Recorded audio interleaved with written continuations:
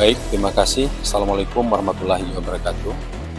Saya Dr. Andes Seloga, MSI Bupati Aceh Tengah. Kebetulan hari ini kami ada rapat terkait tentang peringatan HUT RI ke-80. Nah, salah satu agendanya adalah kami akan melaksanakan gotong royong di daerah Danau Laut Tawar.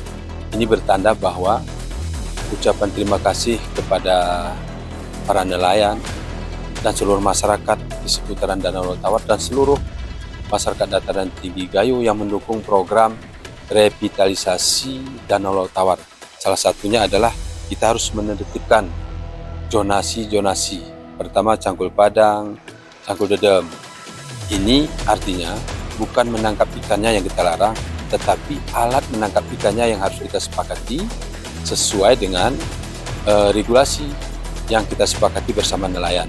Yang kedua, Danau Laut Tawar ini masuk ke RPJM nasional. Programnya adalah revitalisasi Danau Laut Tawar, itu bagus sekali. Berarti kalimat revitalisasi ini ada sampah nanti, mungkin ada di pinggiran danau ini yang kita tertibkan sehingga nanti yang membangun ini, yang membangun masyarakat kita, yang membangun ada investor, ini betul-betul sesuai dengan regulasi.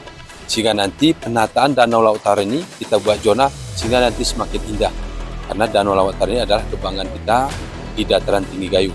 Mudah-mudahan nanti ke depan ini bisa kita jaga bersama. Dan ini kita masukkan juga rangkaian daripada HUT RI ke-80 ini. Kemudian juga nanti ada penertiban tentang bagaimana nanti penataan di barat yaitu Tanggul Mendali. Ini juga kita harapkan nanti kepada masyarakat, ini juga harus kita tata sedemikian rupa. Nanti beberapa regulasi ini kita sepakati dengan Dewan DPR, bagaimana aturan yang terbaik untuk pengelolaan Danau Laut Tawar.